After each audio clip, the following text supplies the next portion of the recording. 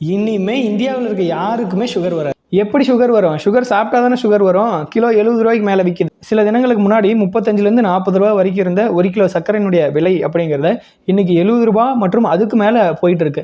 இதற்கான காரணமா அரசாங்கம் என்ன சொல்லுது? மத்திய அரசாங்கம் அப்படின்னு பார்த்தீங்கன்னா, பல இடங்கள்ல விளைச்சல் குறைஞ்சு போச்சு. அதனால தான் சர்க்கரைக்கு பற்றாக்குறை ஏற்பட்டு அந்த பற்றாக்குறையின் காரணமா தான் இந்த விலைவாசி ஏற்றம் நடக்குது அப்படின்னு சொல்லியிருக்காங்க. ஆனா மக்கள் மத்தியில நிலவர கருத்தும் ஒரு சந்தேகமும் கூட. என்ன அப்படின்னு பார்த்தீங்கன்னா, நம்மளுடைய பெட்ரோல் E20 பெட்ரோல் அப்படின்னு சொல்லக்கூடிய அந்த 20% எத்தனால் கலக்குறாங்க இல்லையா பெட்ரோல்ல, அந்த எத்தனால் அப்படிங்கிறது கரும்பு சக்கையிலிருந்தும் கரும்பு சாறுலேருந்து தான் நமக்கு கிடைக்குது.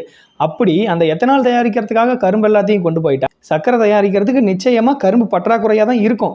அப்போ இந்த பற்றாக்குறை அப்படிங்கிறது விளைச்சல் குறைபாடு காரணமா ஏற்பட்ட பற்றாக்குறையா, அல்லது இந்த எத்தனால் உற்பத்திக்கு அதிகபட்சமான கரும்புகளை பயன்படுத்தியதன் விளைவா சர்க்கரைக்கு தேவையான கரும்புகளுக்கு பற்றாக்குறை ஏற்பட்டிருக்கா அப்படிங்கிறத மிகப்பெரிய கேள்வியாகவும் சந்தேகமாகவும் இன்னைக்கு இந்தியா முழுக்க இருக்கு. இதை ஈஸியாக கடந்து போயிட முடியாது. என்ன காரணம் அப்படின்னு பார்த்தீங்கன்னா, இன்னைக்கு சர்க்கரையில் ஏற்பட்ட விலையேற்றம் அப்படிங்கிறது நாளைக்கு நம்ம அன்றாட குடிக்கக்கூடிய டீயில், காஃபியில், கேக்கில், பேஸ்ட்ரி ஐட்டம்ஸ், இந்த மாதிரி பேக்கரி ஐட்டம்ஸ் எல்லாத்துலேயுமே இந்த விலைவாசி ஏற்றம் அப்படிங்கிறது நிச்சயமாக நம்மளால் பார்க்க முடியும்.